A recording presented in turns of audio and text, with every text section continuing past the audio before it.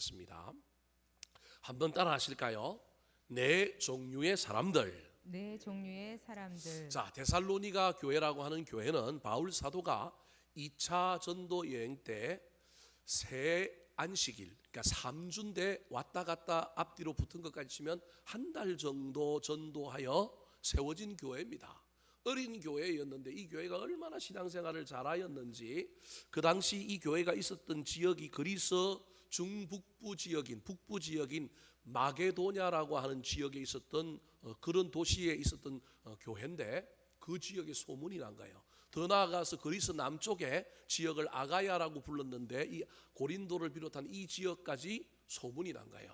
사도 바울이 복음을 전하고 핍박을 피하여 그리스 남쪽 고린도에서 이 소식을 들었는데 신앙생활을 너무 잘한다라는 거예요. 너무 멋진 거예요. 그래서 칭찬하는 편지를 고린도전서에서 보내면서 그럼에도 불구하고 고난과 핍박이 있는 걸 잘 견디고 이기기를 바라는 마음뿐만 아니라 종말론에 대하여 오해하고 있는 사람들이 들어와서 이 잘못된 종말론을 가지고 교인들을 좀 어지럽혀 놓은 것을 해결하기 위하여 보낸 편지가 데살로니가 전서였습니다. 데살로니가 전서에서 문제되는 것은 임박한 종말론이었습니다. 임박한 종말론 때문에 많은 사람들이 예수님이 곧 올 줄 알고 삶에 대하여 진심을 가지고 최선을 다하여 일하지 않는 문제가 있었습니다. 주님 곧 올 건데 뭐하러 내가 돈을 벌고 내가 뭐하러 이런 일들을 해? 뭐 이런 이야기들이 데살로니가 교회 안에 있어서 많은 사람들이 신앙생활과 삶이 일치가 되지 않는 문제들이 있었습니다. 그런 문제들을 교정해 주기 위하여 칭찬과 함께 고난을 어떻게 이길 것이냐, 그리고 이 잘못된 교리를 어떻게 좀 정리해 줄 것이냐라고 하는 문제를 가지고 썼던 편지가 데살로니가 전서라고 하는 책입니다. 데살로니가 후서는 그럼에도 불구하고 여전히 해결되지 않는 문제들이 계속해서 그 공동체 안에 보였는데, 역시 마찬가지로 무슨 문제였느냐 하면 종말론이라고 하는 문제였습니다. 자, 전서에서는 임박한 종말론, 곧 주님이 오실 것이다라고 하는 것을 믿었는데 주님이 오시지 않으니까 이 데살로니가 후서에서는 어떤 문제가 생겼느냐 하면 영지주의자들이 들어오면서 뭐라고 얘기하냐면 주님이 이미 왔다라고 이야기하는 사람들이 있는 거예요. 근데 왔는데 그 주님이 어떤 분이냐 하면 소위 말하는 영지, 그노스라고 하는 영지라는 거예요. 제가 옛날에도 여러분에게 좀 설명을 했지만 기독교의 아류인 영지주의의 특징이 몇 가지가 있는데, 그 특징은 뭐냐 하면 우리가 알고 있는 하나님은 참신이 아니라는 거예요. 왜냐하면 참신은 예수 그리스도라고 하는 분을 우리에게 보내주신 분인데, 예수 그리스도는 뭘 입고 이 땅에 오셨느냐 하면 육신을 입고 이 땅에 오셨단 말이에요. 그런데 영지주의자들은 육신은 악한 거예요. 영은 선한 거예요. 그래서 예수님께서 육신을 입고 이 땅에 오신 구원자로는 영지주의에 의하면 그건 구원할 수 없는 거예요. 옳지 않은 거예요. 불완전한 구원인 거예요. 그래서 하나님보다 더 크신 하나님이 있는데 그 하나님이 누구냐 하면 그노시스, 영지라고 하는 것을 주장하기 시작한 거예요. 그래서 그분은 영이기 때문에 안 보인다는 거예요. 안 보이지만 이미 뭐 했다고요? 오셨다라는 거예요. 이미 오셨다. 그리고 사도들 중에서도 이미 왔다라고 말하는 사람들이 있다라고 하는 거짓 소문을 내는 사람들이 나타나기 시작한 거예요. 그래서 이런 부분들을 교정하기 위하여 다시 쓴 편지가 어떤 편지냐 하면 데살로니가 후서예요. 데살로니가 후서는 특별하게 어디에 더 초점을 맞춰 있느냐 하면 이 잘못된 종말론을 해결하고, 이 종말론과 관련하여 시와 때는 알 수 없지만 우리가 누굴 기다려야 되면 주님을 기다리되, 기다리는 자는 종말을 대망하고 종말을 기다리되 그 마음과 자세로 여전히 삶의 현장에서 최선을 다하는 삶을 잃어버리지 않는 신앙생활에 대한 강조를 담고 있는 책이 데살로니가 후서입니다. 데살로니가 후서의 3장은 1절이 무엇으로 시작하느냐 하면 끝으로라고 하는 말로 시작합니다. 이제 마지막 당부를 하는 거예요. 마지막 당부를 하면서 너희들도 나를 위하여 기도하고 나도 너희들이 담대하게 사랑과 인내 가운데 들어가서 이 고난과 이 문제를 잘 해결하여 너희들이 승리하기를 원한다라고 하는 중보 기도로 1절부터 5절이 끝이 나요. 그리고 난 다음에 이 6절부터 마지막까지는 그럼에도 불구하고 사족처럼 다시금 삶의 문제, 특별히 게으름의 문제와 관련하여 이 당시에 있었던 많은 어려움을 겪고 있는 이 데살로니가 교회 교인들에게 실제적인 삶의 현장에서 어떻게 살아가야 할지에 대한 팁을 주고 있는 내용이 바로 이 6절부터 15절입니다. 그러니까 진정한 종말을 기다리면서도 현실에 뿌리를 두고 신앙생활을 하는 사람은 어떻게 신앙생활을 해야 되는지를 안내하고 있는 내용이 오늘 본문인 6절부터 18절까지의 내용이라는 거예요. 물론 16, 17, 18은 마지막 인사지만 뭉뚱그리면 그러면 종말을 대망하는 사람은 어떻게 살아야 하느냐, 그것을 이야기하고 있는 거예요. 문제는 직접적으로 어떻게 살아야 한다라는 것을 말하지 않고 잘못된 삶을 살고 있는 사람들의 이야기를 통하여 어떻게 살아야 하는지를 설명하고 있는 거예요. 오늘 본문을 자세히 보면 4종류 내지 5종류의 사람들이 등장합니다. 저는 그걸 그냥 뭉뚱그려서 4종류의 사람들의 삶을 통하여 사도 바울이 데살로니가 교회 교인들이 종말론적인 신앙을 가지고 어떤 삶을 살아야 되는지를 교훈하고 있습니다. 자, 그렇다면 구체적으로 어떤 사람들이 오늘 본문에 등장할까요? 그 사람들의 삶 속에 잘못된 모습을 통하여 진짜 어떤 모습으로 살기를 원하며 이 편지를 쓰고 있을까요? 첫 번째 등장하는 사람들입니다. 따라 하시겠습니다. 함께 하지 말고 떠나야 할 사람들. 함께 하지 말고 떠나야 할 사람들. 가까이 해야 될 사람이 있는가 하면 멀리 해야 될 사람들이 있습니다. 사도 바울은 지금 떠나야 할 사람들에 대한 이야기를 6절에서 하고 있습니다. 오늘 본문에 떠나야 될 사람들이 4종류 정도의 사람들이 또 그 안에 등장하는데, 자, 첫 번째, 두 번째 사람이 저 6절에 등장합니다. 같이 한번 읽어볼까요? 시작. 형제들아, 우리 주 예수 그리스도의 이름으로 너희를 명하노니 게으르게 행하고 우리에게서 받은 전통대로 행하지 아니하는 모든 형제에게서 떠나라. 자, 6절에 처음 사도 바울이 마지막으로 건면하고 있는 종말론적인 신앙을 가지고 현실의 삶을 열심히 살아가는 하나님의 백성들에게 전하는 내용의 핵심은 뭐냐면 동사가 떠나라는 거예요.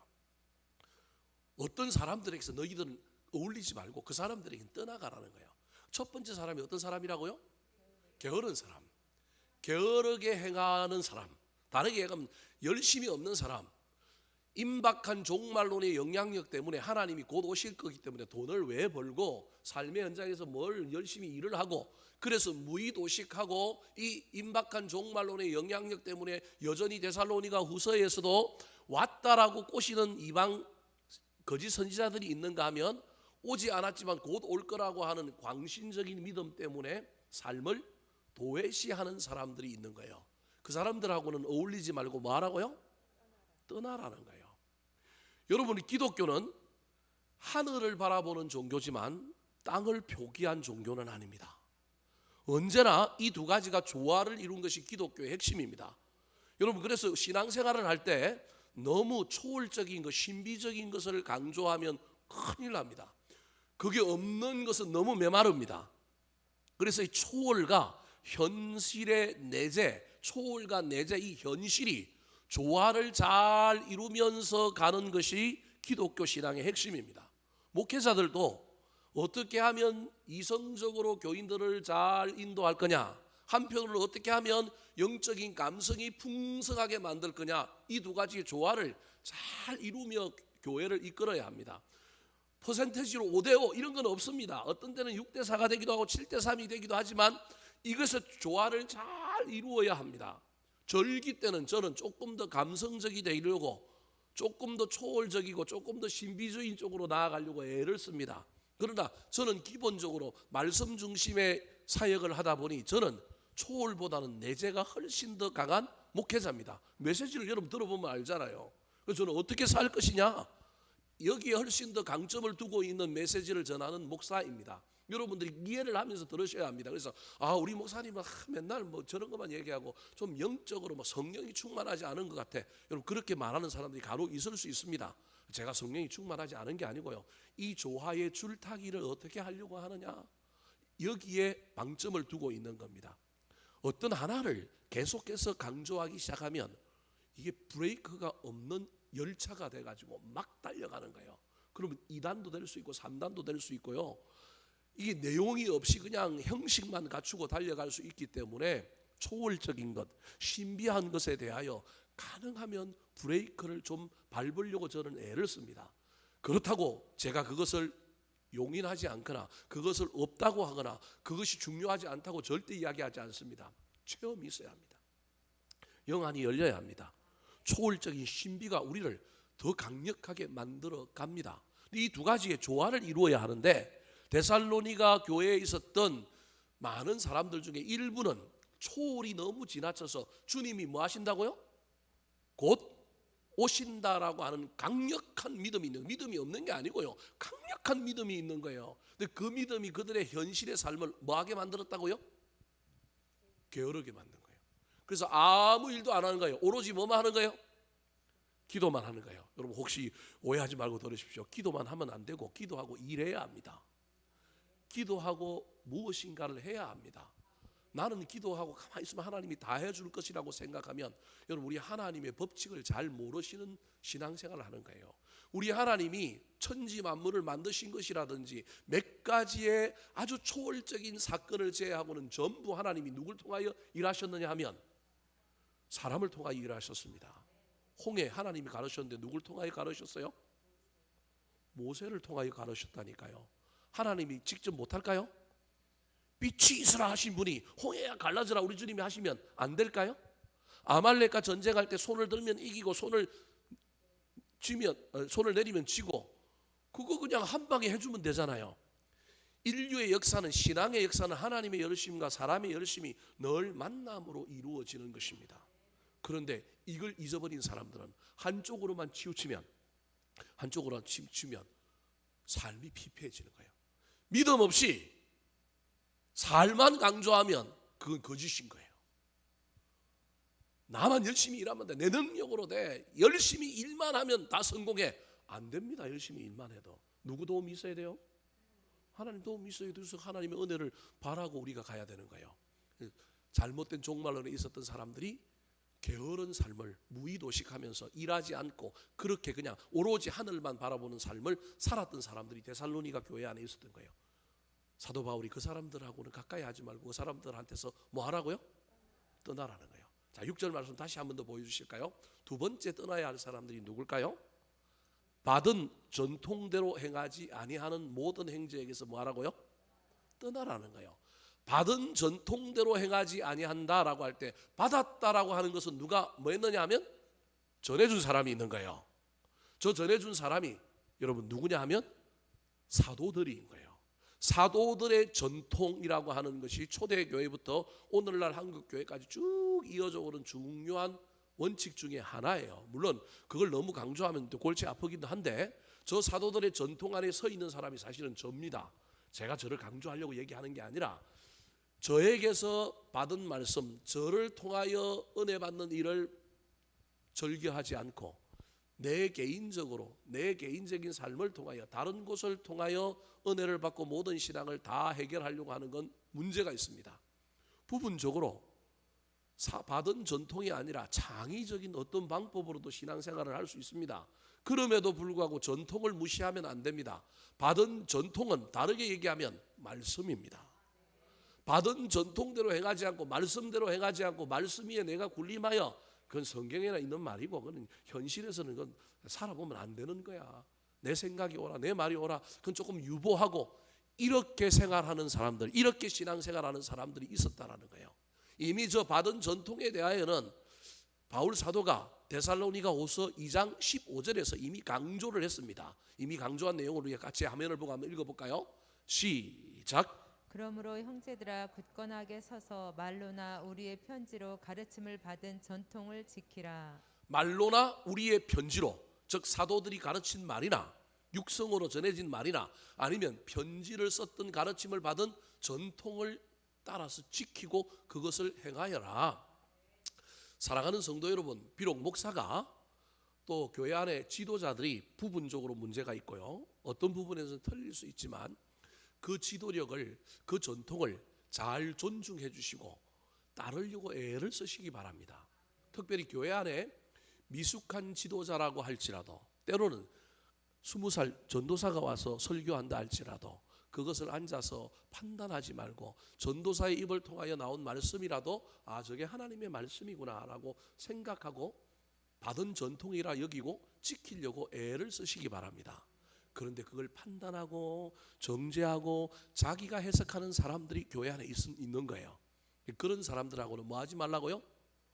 어울리지 말라는 거예요. 교만한 사람, 자기가 하나님 위에 있는 사람, 내가 신앙생활을 오래 했으니, 내가 나이가 많으니, 내가 옛날부터 공부를 했으니, 내가 옛날에 뭔가를 많이 배웠으니 내가 보기에는 틀렸다라고 주장하는 사람들, 그래서 받은 전통, 어떤 영적인 질서에 의하여 전달되는 것을 받아들이고 그것을 인정해 줌으로 말미암아 미숙한 리더십도 성숙하게 만드는 아름다운 교인이 있는 교회가 멋진 교회예요.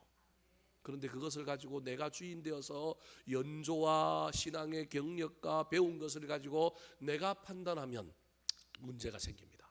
데살로니가 교회 안에 그런 사람들이 생겼다는 거예요. 쉽게 얘기하면 데살로니가라고 하는 교회는 헬라 지역, 히랍 지역에 있었던 헬라계 유대인들로 모여서 예배를 드렸던 교회인데, 따지고 보면 구약의 전통을 가지고 있는 누가 들어오기 시작했느냐 하면 이 유대계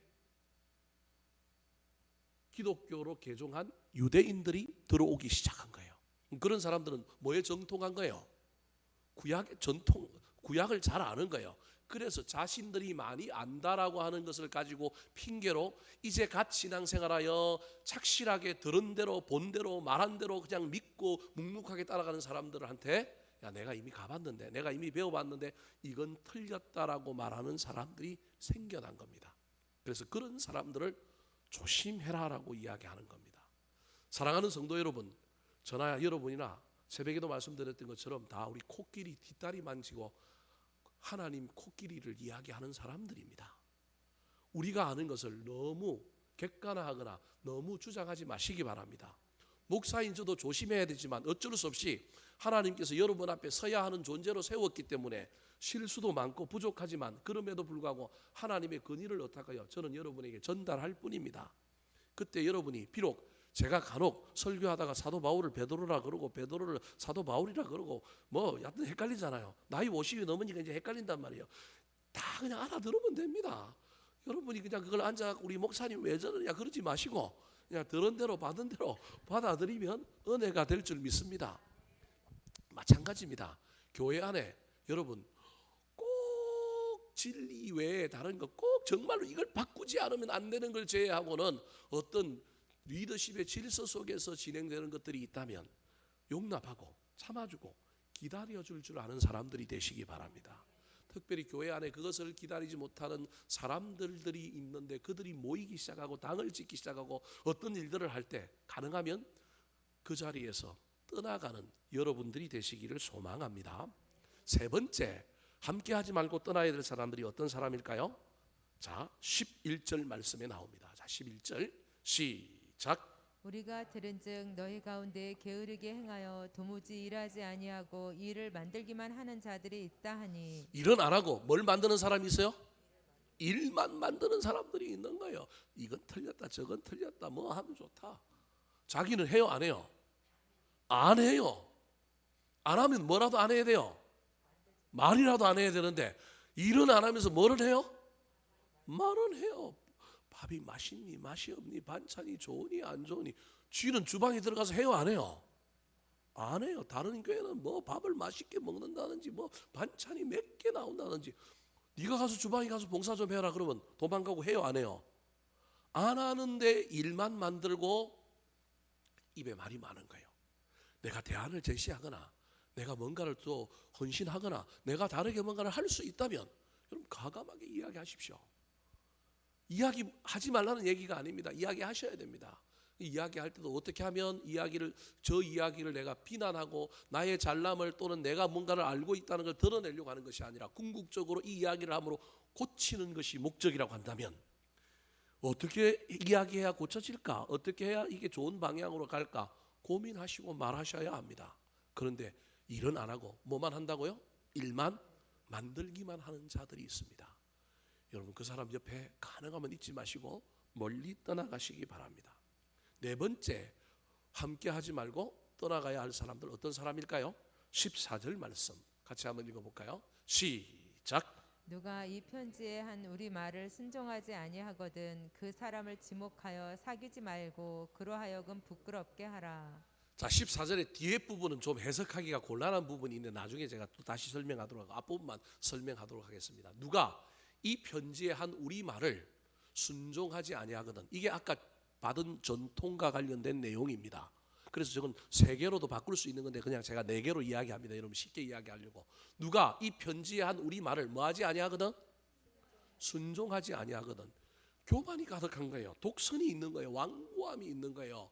이렇게 순종하지 아니하는 사람들이 있는 거예요. 받은 전통대로 말씀대로 교회가 정해놓은 규칙대로 질서대로 순종하고 조화롭게 살려고 하지도 않을 뿐만 아니라 정말로 잘못됐다고 말함에도 불구하고 그것을 받아들이지 않고 순종하지 않는 사람들 있다라는 거예요. 순종하지 않는 사람은 잡종입니다. 그런 사람들하고는 가능하면 어울리지 말고 멀리 떠나려고 이야기해야 됩니다. 네가 옳다 내가 옳다 싸울 필요도 없고요. 가능하면 저기 보십시오. 그 사람을 지목하여 뭐 하지 말고요? 사귀지 말고. 다른 말로 하면 뭐 만들라는 거예요? 왕따를 만들라는 거예요. 아니, 교회가 왕따 만들어도 되나? 제가 조금 이따 설명할게요. 왕따를 만들라는 거예요. 그래서 뭐 하게 만들라고요? 네, 자기 혼자 떠들게 내버려 두면 됩니다. 근데 그걸 가지고 누가 옳으니 누가 그러니 하다 보니 더 큰 문제가 생기는 겁니다. 정리하면요, 하나님께서는 데살로니가 교회 교인들을 향하여 가까이 해야 될 사람들이 있고 좀 가까이 하지 못할 사람들이 교회 안에 있다라는 거예요. 특별히 교회 안에 긴장과 갈등이 있으면 교회 안에는 늘 그런 사람들이 있습니다. 조금 이따 설명하겠지만 그렇다고 그분들이 하나님 백성이 아니고 구원을 못 받는다 이런 얘기가 아닙니다. 전략적으로 내 신앙을 지키기 위하여 공동체를 위하여 저와 여러분이 그런 사람들은 가능하면 함께 해주지 않는 것이 그 사람을 위해서도 나를 위해서도 공동체를 위해서도 뭐라고요? 옳다라는 거예요. 침묵은 대부분 사람들이 무엇으로 받아들일까요? 긍정으로 받아들입니다. 한국 사람들, 일본 사람들보다 조금 덜하긴 하지만 남의 감정을 거슬리지 않기 위하여 그 사람이 하는 이야기가 아무리 마음에 안 들어도 대꾸 안 하는 사람들이 있습니다. 특별히 정치 이야기와 관련하여 여러분 정치 시즌이 돌아왔기 때문에 말 조심하셔야 합니다. 내가 누구를 찍을 것인가 마음에 정했을지라도 다른 사람 앞에서 내 편이라고 생각하고 내가 그 말하고 있는데 한국 사람들 너는 떠들어라. 나는 그래도 다른 사람 찍는다 그러면서 그 이야기를 들어주는 척하고 있습니다.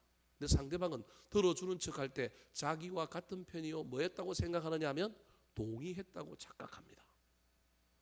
여러분 이게 영적으로 얼마나 교회 안에 나쁜 것인지 모릅니다. 그래서 여러분 가능하면 뭐 하라고요? 침묵으로도 함께 하지 말고 그 자리에 있지 말고 뭐 하라고요? 떠나라라고 이야기하는 거예요. 악은 뭐라도 버리라고요? 모양이라도 버려라고 하는 의미가 여기와 통하는 겁니다. 여러분 이건 꼭 교회 안의 문제가 아니라 저와 여러분이 사회생활을 할 때도 저와 여러분이 가정에서도 어떤 가족관계 영역에서도 저와 여러분이 이런 문제와 관련해서는 가능하면 시간을 두고 좀 거리와 공간과 장소의 부분을 분리하여 기다리는 것이 필요합니다. 하나님께서 우리에게 신앙생활의 지혜를 이런 지혜를 주는 거예요. 그 사람들을 교회에서 쫓아내 그 사람들 나쁜 사람들이야 그 사람들 마귀야 이렇게 얘기하는 것이 아니라 성향에 따라서 어떤 가치에 따라서 그런 사람들이 늘 교회 안에 공동체 안에 조직 안에는 있기 마련이라는 거예요. 그런 사람들을 향하여 먼저 우리가 제일 먼저 해야 될 태도는 막 미워하고 막 죽이니 살리니 싸우라는 얘기가 아니라 먼저 첫 번째 해야 될 태도는 뭐라고요? 피하는 거라는 거예요. 동조해 주지 않는 거라는 거예요. 같이 있지 않는 거라는 거예요. 그래야만이 그 사람에게도 유익하고 나한테도 유익하고 공동체도 유익하다라는 거예요. 두 번째, 오늘 본문에 등장하는 또 다른 종류의 사람들은 어떤 사람일까요? 따라 하시겠습니다. 따라 살아야 할 본이 되는 사람들. 따라 살아야 할 본이 되는 사람들. 사실은 오늘 본문에 나오는 데살로니가 교회 안에 있는 사람들은 아니고 이 편지를 쓰고 있는 사도 바울과 그 일행들을 이야기하면서 너희들이 나를 본받아서 너희들도 교회 안에 누군가에게 본이 되는 사람이 되어라. 임박한 종말론을 믿는 사람들이 초월적인 신앙에 빠져서 현실의 삶을 놓고 무의도식하며 게으른 사람들을 향하여 사도 바울이 자기의 삶을 통하여 자기 일행들이 데살로니가 교회에 있을 때 그들과 함께 신앙생활 했을 때의 삶의 모범을 이야기하면서 너희들이 나의 모범을 따라서 나를 본받아서 너희들도 교회 안에 누군가에게 뭐가 되는 사람이 되라고요? 본이 되는 사람이 되어라. 그래서 사도 바울이 고린도전서에서 그 유명한 이야기를 하잖아요. 내가 하나님을 본받은 것 같이 너희들이 누굴 본받으라고요? 이건 이단이에요. 이단. 이건 교주라니까요. 어떻게 하나님 본받으라 그래야지 나를 본받으라 그럴 수 있겠어요? 얼마나 자신이 있으면, 교만이 아니라 얼마나 신실하면 보이지 않는 하나님 믿기 힘들지. 여러분, 이건 유대교 전통에서는 나오기가 쉽지 않지만 새로운 종교를, 새로운 하나님을 갈구하는 그리스 헬라 문화에서는 이게 충분히 가능한 겁니다. 왜냐하면 도제 시스템에 의하여 여러분 서성을 배우기 위해서는 그 밑에 서성한테 배우고 누구한테 가는 거예요? 그 위에 스승한테 가는 거예요. 이런 문화가 그리스 지역에는 있기 때문에 사도 바울이 이런 편지를 쓰고 이런 성경에 기록된 이 이야기는 통용되는 거예요. 근데 우리 동양권 문화와 유대교 문화에서는 이게 쉽지 않은 거예요. 왜냐하면 제일 초월자적인 존재의 신을 보고 배워야지. 왜 중간에 다른 사람을 끼워 넣어서 그 사람을 보고 배우느냐? 이 사람이 오류가 있는데 이 사람 보고 배우면 하나님을 잘못 아는 거 아니냐라고 하는 생각이 있는 거예요. 그리스 지역에서는 그게 아닌 거예요. 첫적의 학파라고 하는 서성의 관점이 있어서 서성한테 잘 배우면 그 서성이 추구하는 도, 철학, 진리, 그 신에게 뭐 할 수 있다고 생각하냐면 도달할 수 있다는 문화가 있기 때문에 사도 바울이 그런 이야기를 한 거예요. 여하튼 어찌되었든지 간에 사도 바울은 뭐라고 얘기하고 있느냐 하면 내가 하나님을 본받은 것 같이 너희들이 나를 본받으면 너희들이 하나님을 본받는 것이 된다라고 이야기할 정도로 사도 바울은 자기의 삶이 본이 되기를 원했습니다. 오늘 본문에서도 그 이야기를 하고 있습니다. 자, 몇 절에 나올까요? 10절 말씀 같이 한번 읽어볼까요? 10절 시작. 우리가 너희와 함께 있을 때에도 너희에게 명하기를 누구든지 일하기 싫어하거든 먹지도 말게 하라 하였더니. 자, 사도 바울이 지금 본에 대한 이야기를 하면서 내가 너희들에게 옛날에 복음을 전하고 4주 동안 너희들과 함께 교회를 세우고 데살로니가 교회를 개척할 때 내가 너희들에게 어떻게 가르쳤는지 너희들 기억해? 지금 임박한 종말론 때문에 삶을 포기하고 무의도시 가는 사람들이 늘었는데 내가 그때 얘기는 한 것처럼 너희들에게 뭐라고 얘기했느냐 하면 누구든지 일하기 싫어하거든 뭐 하지 말라고요? 먹지도 말게 하라라고 하지 않았느냐. 그러므로 임박한 종말론을 믿으면서 삶을 포기하여 게으른 삶을 사는 사람들은 잘못되었다. 내 가르침을 기억해. 그렇게 지금 얘기하는 거예요. 그런데 사도 바울은 더 나아가서 가르침은 말로만 하는 것이 아니라 뭘로 하는 거라고요? 삶으로 모범을 보여주는 거라는 거예요. 10절에서는 거꾸로 지금 제가 설명하는 거예요. 순서가 절 순서가 10절에서는 사도 바울이 내가 옛날에 너희들 가르쳤던 거 기억하지? 그런데 내가 가르친 것만 있는 것이 아니라 내가 너희들에게 뭘 했다고요? 실제로 모범을 보여줬다라는 거예요. 게으르지 않고 열심을 다하여 최선을 다하여 내가 하나님 나라의 초월적인 복음을 전하면서도 그 복음을 위하여 내가 너희들에게 와서 복음 전할 때 내가 자비량으로 선교하면서 열심히 일했다. 그러면서 내가 너희들에게 뭐라고 가르쳤느냐 하면 일하기 싫어하거든 뭐도 말라? 먹지도 말게 하라. 나는 너희들에게 복음을 가르치면서도 나는 텐트를 기우면서 자비량으로 선교했다. 나는 열심히 일한 사람이다. 나도 종말론을 믿는 사람인데 나도 열심히 일하는데 어떻게 열심히 일하지 않고 현실을 그렇게 대충대충 사느냐라고 이야기하면서 자기가 베푼 그 모범을 따라서 너희들도 오라는 거예요. 그래서 진정한 모범은요 말로만 가르치는 것이 아니라 뭘로 사는 거예요? 삶으로 사는 거예요. 삶으로 보여주는 거예요. 자, 7절부터 8절 9절에 사도 바울의 그 삶의 모범이 먼저 나옵니다. 제가 거꾸로 여러분 설명해서 헷갈릴 텐데요. 그 이유가 있습니다. 자, 7절 먼저 한번 읽어볼까요? 시작. 어떻게 우리를 본받아야 할지를 너희가 스스로 아나니 우리가 너희 가운데서 무질서하게 행하지 아니하며. 자, 어떻게 우리를 본받아야 할지 너희가 스스로 뭐 하나니? 아나니. 어떻게 알아요? 머리로 뭘 받았기 때문에? 가르침을 받았기 때문에, 성경 공부를 했기 때문에, 제자 훈련을 받았기 때문에 열심히 살아야 한다. 주님 오실 날까지, 주님 오시더라도 열심히 일하다가 주님 부르시면 가면 된다. 가르침을 받았다라는 거예요. 그런데 그 가르침만으로 너희들이 본받아야 할지를 너희 스스로 가르침만이 아니라는 것을 너희 스스로 안다라는 거예요. 자, 8절 내가 보여준 모범을 너희들이 경험했기 때문에 가르침 플러스 삶이 있으니 너희들도 이 모범이 되는 삶을 살아라는 거예요. 8절 9절입니다. 시작. 누구의 속에서든지 음식을 값없이 먹지 않고 오직 수고하고 애써 주야로 일함은 너희 아무에게도 폐를 끼치지 아니하려 함이니 우리에게 권리가 없는 것이 아니요 오직 스스로 너희에게 본을 보여 우리를 본받게 하려 함이니라. 말로만 가르치는 것이 아니라 내가 행동으로 너희들에게 열심히 일하는 전도자, 종말론을 믿고 있지만 열심히 삶의 현장에서 복음과 삶을 어떻게 살아야 하는지를 내가 너희들에게 직접 보여주지 아니하였느냐. 값없이 먹지 않고 수고하여 애에서 주야로 뭐 했다고요? 일했고 가능하면 폐를 끼치지 않고 부담을 주지 않으려고 내가 애를 썼던 걸 너희들은 보고 봤다. 말로만 들은 것이 아니라 우리가 너희들에게 복음을 전하는 서성이니까 권리가 있다라는 거예요. 여러분 이건 이제 우리로 치면 이해는 안 되지만 그 당시에 유대 문화 속에 랍비라고 하는 사람들이 돌아다니면서 복음을 전했는데 돌아다니면서 율법을 전했는데 이 돌아다니는 순회 율법 선생들에게는 반드시 그 지역에 있는 사람들이 그 율법 선생들에게 뭘 하게 되어 있느냐 하면 사례를 하게 되어 있었단 말이에요. 그걸 이야기하는 거예요. 유대교 전통에 의하면 율법 선생님들이 율법 교사들이 돌아다니면서 모세의 율법을 가르칠 때는 반드시 예의상 그들에게 여비를 충당해주고 먹고 자는 문제를 그 지역에서 가르칠 때 해결해줬던 문화, 그 속에서 사도 바울이 우리에게도 뭐가 있다고요? 그런 율법 교사들과 같이 동일하게 대접받을 권리가 있고 요구할 권리가 있었지만 우리는 요구하지 않고 스스로 너희에게 뭘 보여? 본을 보여. 그 다음에 너희들이 우리를 본받게 하려 함이라. 그러니까 지금 데살로니가 교회 안에 여러분 떠나야 할 사람들, 함께하지 말고 떠나야 할 사람이 있는가 하면 어떤 공동체든지 그 교회 안에는 어떤 모임이든지 간에 거기에는 어떤 사람도 있다고요? 본받을 만한 사람도 있다니까요. 우리가 누구를 바라보느냐가 문제인 거예요. 물론 가까이 하지 말아야 될 사람들이 너무 많아가지고 막 괴로울 수도 있지만 그럼에도 불구하고 여러분, 제가 늘 여러분에게 강조하는 것은 금은 광산에서 캘 때 금강석을 캐는데 돌이 많아요? 금이 많아요? 돌이 훨씬 더 많다니까요. 돌 많은 중에도 뭐는 있어요?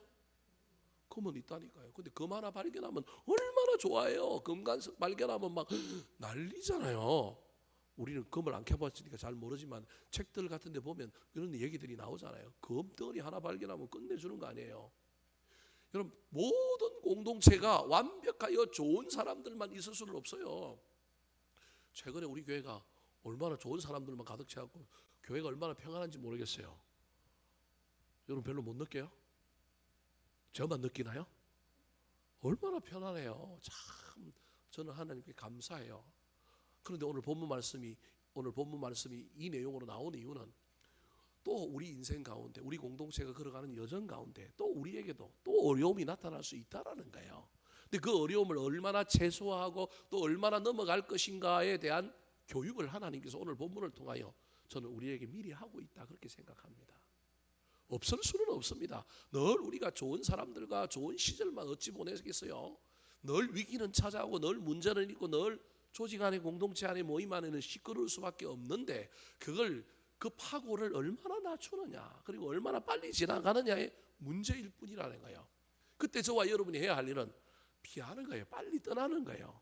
떠날 뿐만 아니라 그럼에도 불구하고 어떤 공동체든지 어떤 사람은 있느냐 하면 본받을 만한 사람은 있다라는 거예요. 더 나아가서 그 본받는 사람을 본받아서 내가 뭐가 되면 돼요? 본이 될 만한 사람이 되면 되는 거예요. 그러면 내가 속한 공동체는 좋아지는 거예요. 자꾸 교회 안에 본받을 만한 사람이 없다고 말하지 말고 누가 되면 되는 거예요?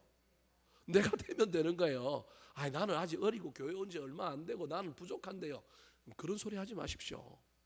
연조와 어떤 신앙의 경력이 어떤 사람들에게 본이 되게 만드는 것이 아니라는 거예요. 삶을 어떻게 사느냐, 신앙생활을 어떻게 하느냐가 본이 되느냐 마느냐를 결정한다는 것을 잘 기억하셔서 저와 여러분은 본이 되는 사람들이 되었으면 좋겠습니다. 세 번째 오늘 본문 안에 등장하는 사람들은 어떤 사람일까요? 따라하시겠습니다. 선을 행하다가 낙심한 사람들. 선을 행하다가 낙심한 사람들. 이 사람들이 누굴까에 대한 고민이 성경학자들이 있습니다. 분명히 임박한 종말론 때문에 어떤 사람들이 있느냐 하면 게으른 사람들이 있고요. 포기한 사람들, 그냥 다른 어떤 것에 경도되어서 잘못된 신앙생활을 하는 사람이 있는가 하면 본이 되는 사람들이 있고 본받으라고 얘기하는 사람들이 있고, 이 사이에서 어떤 일들을 좀 하려고 했던 사람들이 이 사람들이지 않을까라고 하는 추측은 합니다. 알 수는 없습니다. 길게 기록하고 있지 않기 때문에. 그런데 분명히 이 공동체 안에 이런 사람이 있다라는 거예요. 자, 몇 절입니까? 13절 말씀 같이 한번 읽어볼까요? 시작. 형제들아 너희는 선을 행하다가 낙심하지 말라. 선을 행하다가 낙심하지 말라. 뒤집어 엎으면 선을 행하다가 뭐한 사람이 있다고요? 낙심한 사람이 있는 거예요. 교회 안에 그런 사람들 많습니다. 선을 행하려면 반드시 장애물을 만나야 합니다. 선을 행하는데 장애물을 안 만난다? 그거 좀 고민해 봐야 됩니다. 반드시 장애물을 만나게 되어 있습니다. 그런데 그 선이 진짜 아름다운 선이 되고 하나님 보시기에 좋았더라가 되려고 하면 반드시 그 장애물을 넘어서야만이 그렇게 되는 겁니다. 그런데 인간이 내가 선한 일을 한다라고 하는 이 마음이, 내 마음을 누군가가 알아주지 않고 내가 선한 일을 하는데 태클이 들어오고 뭔가 상황이 맞지 않을 때 우리 인간의 마음은 자연스럽게 낙심하는 거예요. 낙심하는 정도가 아니라 선을 시작하려고 했던 출발선에서 어디로까지 가느냐 하면 그 더 뒤로 밀려가는 경우들이 허다합니다. 그래서 선을 행하다가 낙심하게 되면 이게 얼마나 이게 힘든 일인지 모릅니다. 차라리 그냥 선도 행하지 않고 뭐 했으면 되느냐 하면 가만히 있었으면 좋았을 뻔했는데라고 하는 후회를 그 사람에게 갖다 주는 거예요. 근데 이건 마귀가 주는 생각입니다. 여러분 그 생각에 속으면 안 됩니다. 아무 일도 안 했으면 더 좋았을 텐데. 아닙니다 여러분. 아무 일도 안 했으면 좋았을 때가 아니라 나에게 반대가 부딪히고 어려움이 있었을 때 하나님께 기도해보고 하나님이 원하시는 일이라면 계속해서 뭐 했어야 되는데? 고했어야 되는데, 계속해서 밀고 나갔어야 되는데 내가 멈췄구나. 저와 여러분이 선을 행하다 낙심하는 일은 누가 제일 좋아하느냐 하면 악한 마귀가 제일 좋아합니다. 여러분 가만히 있는 사람, 무기력한 사람, 아무 일도 안 하는 사람을 마귀가 괴롭힐까요? 안 괴롭힐까요?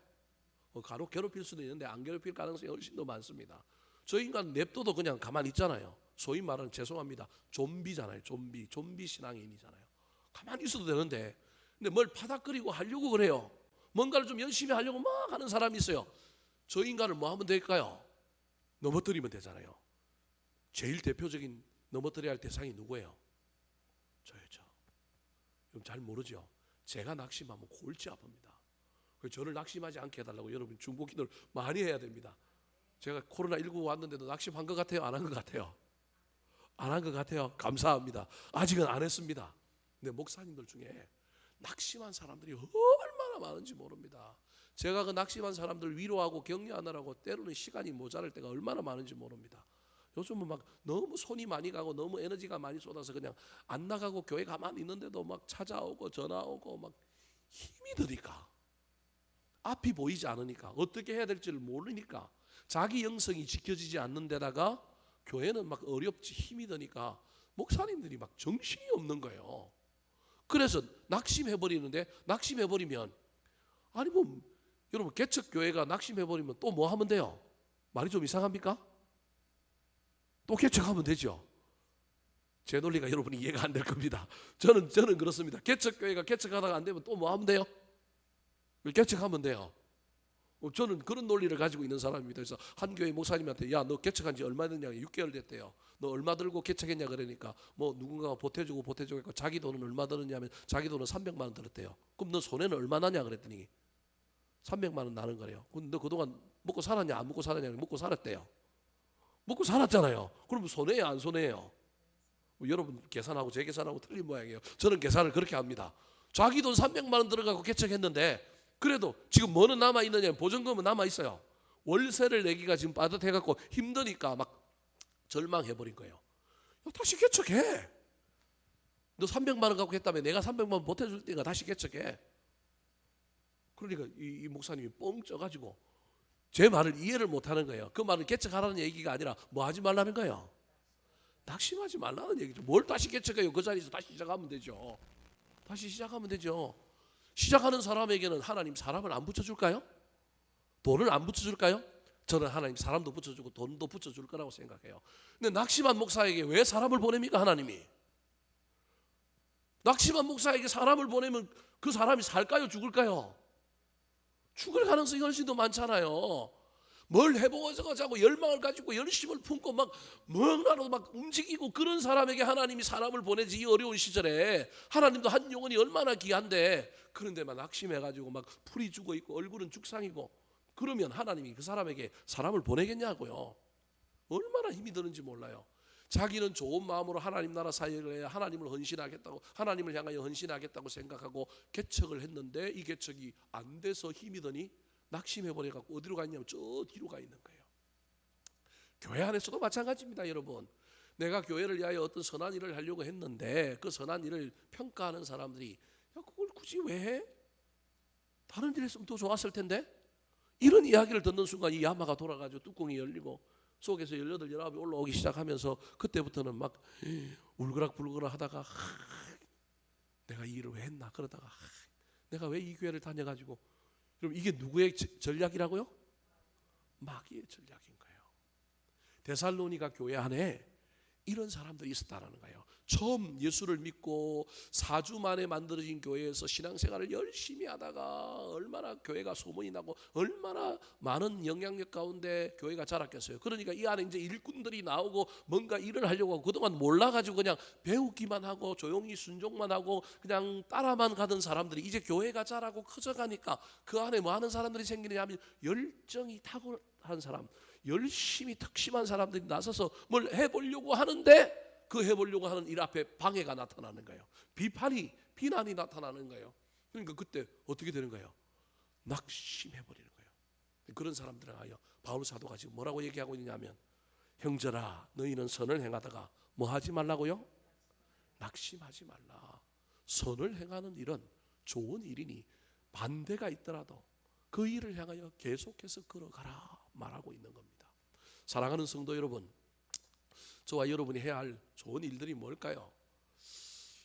제가 또 이제 장로님들하고 지난 당회하면서 우리 교회 올 예산이 재정이 11월 첫째 주 지난주까지 3,500만 원 정도 좀 여윳돈이 생기면 안 쓰니까 좀 생기면 사업들을 못하는 일들이 생기니까 어려운 시절이지만 교인들이 작년처럼 헌금은 그대로 해주셨고 교회가 일을 좀 적게 해서 못하다 보니까 우리가 그래도 한 3번 정도 지금 외부로 돈을 내보내고 헌금들을 귀하게 썼는데도 불구하고 하나님께서 은혜를 주셔서 다른 교회들은 헌금이 줄었는데 우리는 안 줄었단 말이에요.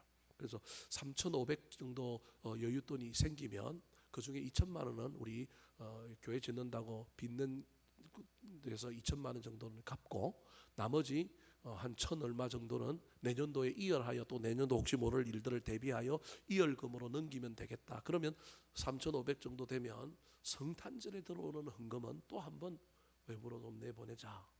그래서 장로님들이 좀 동의를 해주면 좋겠다 그랬는데 우리 장로님들이 동의를 해주셨어요. 목사님 제가 막 맨날 저질러잖아요. 저는 막 내보내고 이러는데 우리 장로님들이 그거 아까운데 빚 갚는데 우리 교회도 빚이 있는데 빚 갚는데 써야죠.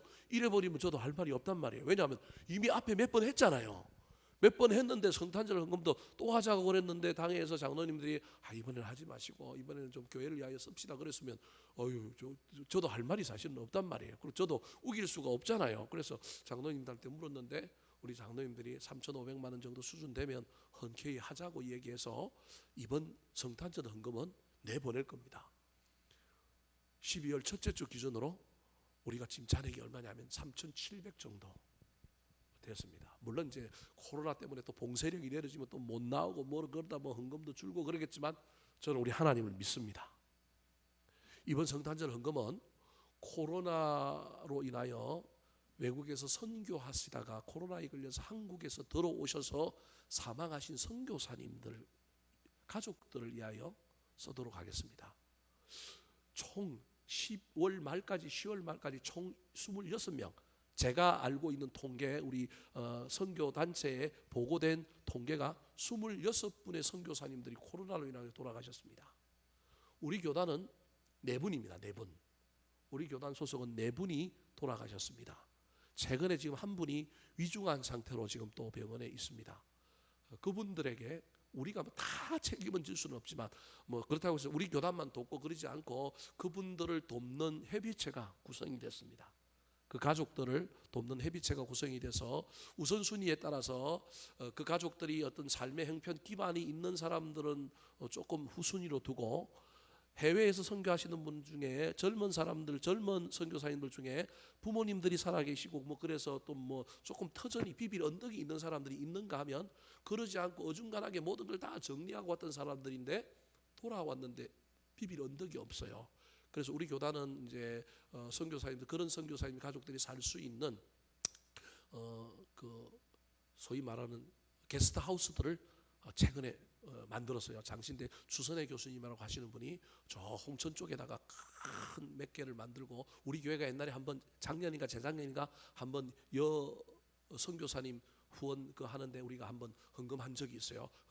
그런 것들을 이용해서 들어오신 선교사님 가족들이 좀 지낼 수 있는 그런 공간들을 마련해주고, 또 어떤 데는 정착은 할 수 있는데 생계가 안 되는 분들도 좀 있고, 그래서 그런 것들을 이번에 조사를 다 했습니다. 조사를 다 해서 순위들을 좀 정해놓고 모금을 하고, 전국적인 모금도 이제 한번 할 겁니다. 그 송정미 사모가 콘서트 하면서 모금도 좀 할 거고요. 이렇게 해서 각 교회들이 좀 후원하는 것들을 좀 잘 운영하도록 그렇게 지금 협의체가 구성돼서 하는데, 우리 교회가 헌금이 얼마 됐든지는 모르겠지만 하려고 합니다. 보통 우리 성탄절 헌금이 한 500만 원 정도 선에서 왔다 갔다 하는데, 우리 들어오는 대로 전액 그곳에 하려고 합니다. 이번 주일에 제가 그 선교사님들이 어떤 사고를 당했고 어떤 일들이 했는지에 대한 영상을 여러분들에게 한번 보여드릴 텐데, 이런 일들을 하는 일에 있어서 우리가 우리의 당장 눈앞에 있는 현실적인 문제, 또는 어떤 일 때문에 우리가 이게 좋은 일인데 이거 하면 분명히 하나님께서 우리를 책임져 주실 것 같고 우리에게 더 큰 복을 주실 것 같은데 라고 하는 일이 있지만, 또 한편으로 또 다른 생각을 가지고 있는 분들이 있을 수도 있거든요. 그럼에도 불구하고 기도해보고 또 많은 사람들이 지지하고 후원한다고 한다면 우리가 멈출 필요는 없습니다.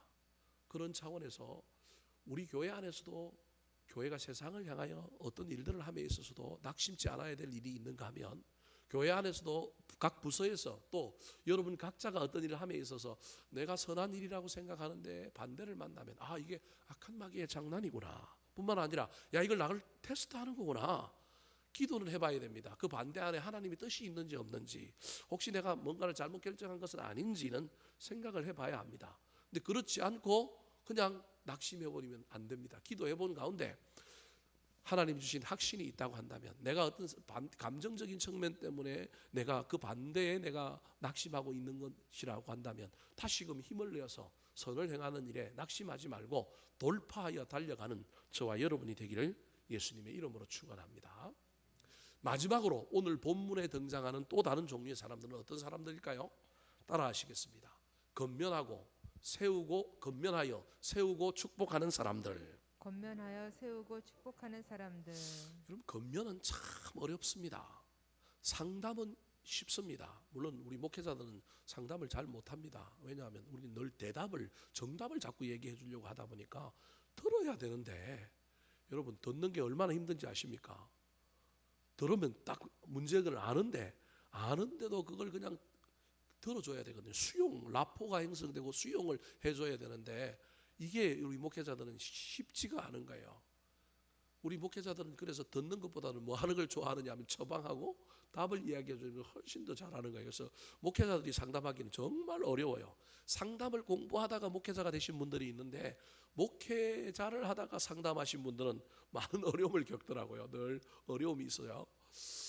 제가 지금 무슨 얘기를 하려고 하느냐 하면, 상담은 들어주면 되는데, 들어주는 것도 어렵지만 그나마 그래도 참 괜찮은데, 건면은 상대방이 어떻게 받아들일까? 특별히 이 이야기를 하면, 이 이야기는 분명히 아픈 이야기요, 이 이야기는 정말로 감정을 건드릴 수 있고 그 사람의 어떤 인격적인 측면에 또 큰 어려움을 줄 수 있는데도 불구하고 이 이야기를 반드시 해야 되는데, 이 이야기를 어떻게 잘할까?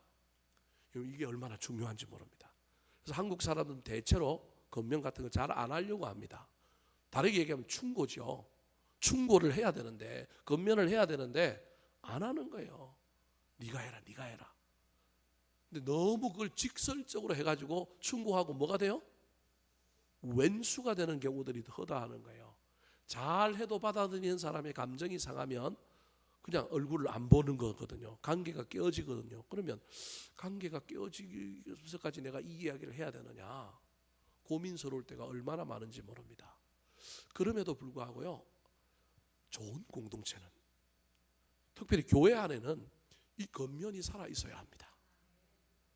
지혜롭게 겉면하도록 잘 배우고 잘 애를 써야 될 뿐만 아니라 우리가 성숙해야 되기도 하지만 교회 안에는 이 겉면이 있어야 합니다. 밥 사 먹이고요, 좋은 분위기 속에서 내가 할 말이 있는데, 내가 기도하고 왔는데 너 마음 안 상했으면 좋겠다, 좀 들어보고 한번 생각해봐라, 내가 보기엔 이게 옳은 것 같은데, 이런 겉면이 있어야 됩니다. 오늘 본문에도 이 바울 사도가 데살로니가 교회 교인들을 향하여, 아까는 뭐하라 그랬어요? 떠나라 그랬잖아요. 근데 떠나라 그래놓고 그 사람들에게 뭐하라 그래요? 이제는 또 건면하라 그래요. 자, 12절 말씀 같이 한번 읽어볼까요? 12절 시작. 이런 자들에게 우리가 명하고 주 예수 그리스도 안에서 권하기를 조용히 일하여 자기 양식을 먹으라 하노라. 자, 조용히 일하여 자기 양식을 먹어라, 이 말은 게으르지 말고 일하라는 얘기잖아요. 그러면 이 건면을 아까 어떤 사람들에게 하는 거예요? 게으른 자라들. 아까 떠나라고 했던 제1순위에 나오는 사람들이 누구였어요? 게으른 자들이잖아요. 그 사람들을 보고 그 사람들에게서 뭐 하라 그랬어요? 떠나라 그랬잖아요. 가까이도 하지 말고 떠나라 그랬잖아요. 근데 지금은 뭐라고요? 이런 자들에게 우리가 뭐 하고 명하고 심지어 명령하라는 거예요. 강하게 얘기하라는 거예요. 주 예수 그리스도 안에서 뭐 하라고요? 권하기를. 그냥 권하면 안 되고 누구 안에서? 주 예수 그리스도 안에서 기도하고 주님의 은혜를 구하고 주 예수 그리스도 안에서 권하기를. 뭐라고 얘기하느냐면 조용히 일하여 뭘 먹으라고요? 자기 양식을 먹으라는 거예요. 게을러서 아무 일도 하지 말고 네가 일하여 네 양식을 먹어라. 네 스스로 일어서라. 게으른 자들에게 이 권면을 하라는 거예요. 종말 기다리지만 너 종말을 조용히 기다리면서 일하면서 뭐 양식을 먹으라고요? 자기 양식을 먹으라는 거예요. 힘든 사람, 어려운 사람들 보태주고 후원해주기만 하는 것이 아니라 보태주고 후원해주는 걸 넘어서서 자신들이 스스로 일어날 수 있도록 자기 양식을 먹을 수 있도록 세워줘야 합니다. 그 세우는 이야기가 권하는 거예요. 지금 권하는 것이 너 게으르게 사는 거 잘못돼서 이 얘기하라는 게 아니라 그걸 지나쳐서 그걸 넘어서서 잘못된 것을 넘어서서 그 사람들을 세워서 그 사람들이 자기의 의지와 자기의 생각을 바꿔서 자기들이 일하여 자기들의 양식을 뭐 하라고요? 먹으라고요. 너 잘못돼서 이렇게 말하는 건 이건 비난입니다. 비난이 될 가능성이 많은 거예요. 근데 그걸 넘어서서 비난을 넘어서서 잘못됐는데 앞으로 이런 삶을 살았으면 좋겠어. 이렇게 살도록 내가 응원할게. 힘을 좀 내봐. 이렇게 살아. 그래서 그렇게 살도록 세우는 것이 뭐냐면 권면이라는 겁니다. 그렇다면 이제 여기서 질문을 해봐야 됩니다. 왜 아까는 떠나라 그러고 지금은 권하라 그럴까요? 왜 이렇게 얘기할까요? 우리 여자분들은 잘 모를 텐데요. 바둑에 보면 바둑에 격언들이 있는데 바둑의 격언 중에 어떤 격언이 있느냐 하면 아생연후 살타라고 하는 말이 있습니다. 아생연후 살타라고 하는 말은 뭐냐 하면 내가 먼저 살고 난 다음에 연후에 내가 살고 난 후에 상대방을 뭐 한다고요? 잡으러 간다는 거예요. 쉽게 말하면 바둑에서는 두 집을 내야만이 자기가 산 거예요. 내가 두 집을 내고 난 다음에 상대방이 두 집을 못 내도록 내가 가서 잡아서 그 상대방의 돌을 잡아서 먹는 거예요. 그게 아생연후 살타라는 거예요. 내 집도 없는데 상대방을 잡으려고 가다가 나중에 내가 뭐 하는 경우가 생기느냐 하면 잡히는 경우가 생기는 거예요. 그게 무슨 말이냐 하면 여러분 아까 그 게으른 자들을 비롯하여 수많은 네 종류의 사람들에게 우리가 그 자리에 같이 있는 순간에 미혹되고 유혹되어서 우리의 신앙이 연약하여 우리가 넘어가기 쉬우니까 그때는 뭐 하라고요? 떠나고 피하라는 거예요. 떠나고 피했지만 그 사람들은 우리 공동체 안에 있는 사람이라는 거예요. 그 사람들은 우리와 함께 천국 가야 될 사람들이라는 거예요. 근데 보니까 너무 안타까워. 하나님이 나에게 힘을 주시고 은혜를 주셔서 이제는 내가 내공을 키워서 뭐 하는 거예요? 권면하라는 거예요. 여러분 이걸 잘 기억하셔야 됩니다. 저 인간은 영원히 나랑 같이 함께 갈 수 없어. 그 인간이 나중에 천국 가면 어디 와 있다고요? 천국 와 있어요. 큰일 납니다. 그래서 세상에서 너무 칼로 물을 자르듯이 딱 잘라갖고 네 편 내 편 이러지 마시기 바랍니다. 한국 사회가 정치의 문제가 확정 편향이라고 하는 것에 길들어가지고 옳고 그름을 따지면서 서로 이건 잘했다 그러고 이건 못했다 그러고 서로 이래야 되는데, 저쪽 편이면 이쪽 편에서 무조건 뭐 해야 돼요? 공격하는 거예요. 이쪽 편에서 무조건 이쪽을 공격하는 거예요. 서로 좀 잘했다고 이야기하는 게 별로 없어요. 잘했다고 좀 해도 잘했다고 조금 하고 난 다음에 그 다음에 뭐예요? 또 까는 이야기를 하는 거예요. TV 프로그램 보세요. 보면 전부 그렇게 얘기하고 있잖아요. 지금 바울 사도가 데살로니가 교회 교인들을 향하여 초창기에는 그들에게 미혹당하여 그들의 삶이 좌지우지될 것 같았지만 그들 또한 하나님의 백성이라는 거예요. 그들도 공동체 안에 있는 사람들이 그들을 건면하여 그들을 회복시키고 그들이 회개하게 하고 그들이 돌이켜서 그들과 함께 어디로 가야 돼요? 천국으로 가야 된다는 거예요. 14절 15절 말씀 같이 한번 읽어볼까요? 시작. 누가 이 편지에 한 우리 말을 순종하지 아니하거든 그 사람을 지목하여 사귀지 말고 그로 하여금 부끄럽게 하라. 그러나 원수와 같이 생각하지 말고 형제같이 권면하라. 원수로 생각하지 말고 뭐 하라고요? 형제같이 권면하라는 거예요. 어떤 사람 보면 정말로 막 여러분 마음에 막 미움이 넘칠 때가 있잖아요. 근데 여러분 그럼에도 불구하고 하룻밤 자고 나면 또 하나님이 우리한테 어떤 마음을 줘요? 또 불쌍한 마음을 주잖아요. 안 줍니까? 저는 막 죽일 동 살동 하다가도 나중에 보면 또 하나님이 또 불쌍히 여겨서 미운 놈 뭐 하나 더 주자, 떡 하나 더 주자. 저는 그런 경험들이 하나님께서 제 마음속에 간혹 일어나게 만들 때가 많거든요. 그 얘기인 거예요.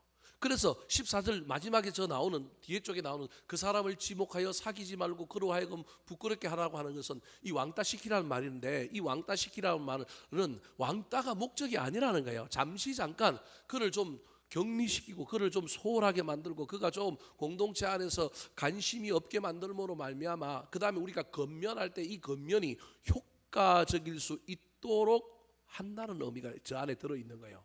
헷갈리면 안 돼요. 내 마음에 안 들고 공동체를 위해하고 공동체에 부담이 되게 만드는 사람, 저 인간은 교회 안 나왔으면 좋겠다 이렇게 생각하라는 것이 아니라 그 사람을 잠시 잠깐 우리가 때로는 좀 경은시하고 때로는 좀 멀리 두기도 하지만 그 이후에 우리가 궁극적으로 해야 할 일은 찾아가서 뭐 해야 된다고요? 건면해야 되는 거예요. 원수가 아니라 누구라고요? 형제라는 거예요. 그러니까 지금 데살로니가 교회 교인들을 향하여 사도 바울이 이야기하고 있는 건 잘못된 종말론자들이 들어와 있지만 그들이 완전히 이단은 아니라는 거예요. 종말론에 대한 시각의 차이가 있을 뿐이라는 거예요. 그거 갖고 2단 3단 나눌 일은 아니라는 거예요.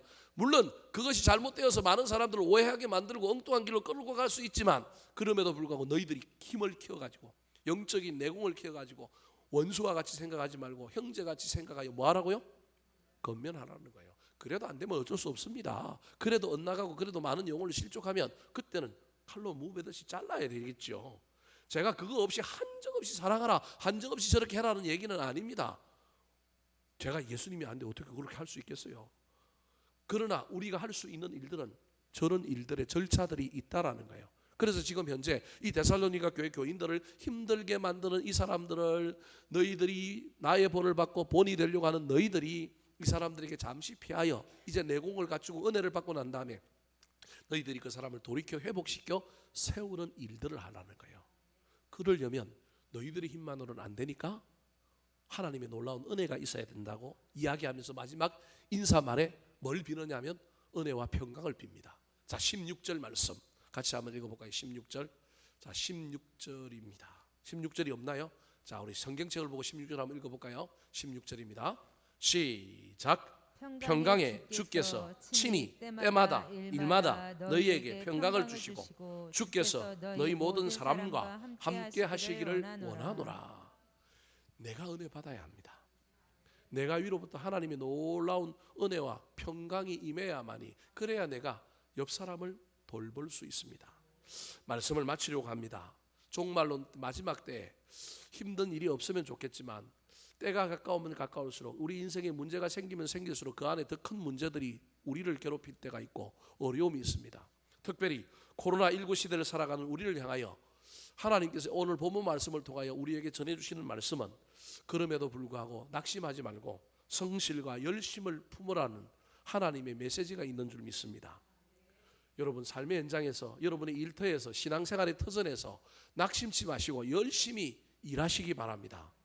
하나님 오실 그날까지 저와 여러분이 선을 행하다가 낙심하지 말고 낙심되는 일들이 있더라도 그 선을 행하며 달려갔으면 좋겠습니다. 정명교사를 본받고 나 또한 다른 사람들에게 본이 되는 삶을 살았으면 좋겠습니다. 더 나아가 하나님께서 나에게 은혜를 주시고 능력을 주신다고 한다면 내가 피했던 사람들, 내가 경언시했던 사람들, 내가 좀 진저리 쳤던 사람들도 눈을 돌려서 그들을 향하여 찾아가서 건면하고 세우고 그들을 위하여 기도하는 아름다운 인생들이 되시기를 우리 구주 예수 그리스도의 이름으로 축원합니다. 한번 따라 하실까요? 네 종류의 사람들, 네 종류의 사람들, 함께 하지 말고 떠나야 할 사람들, 함께 하지 말고 떠나야 할 사람들, 따라 살아야 할 본이 되는 사람들, 따라 살아야 할 본이 되는 사람들, 선을 행하다가 낙심한 사람들, 선을 행하다가 낙심한 사람들, 건면하여 세우고 축복하는 사람들, 건면하여 세우고 축복하는 사람들. 우리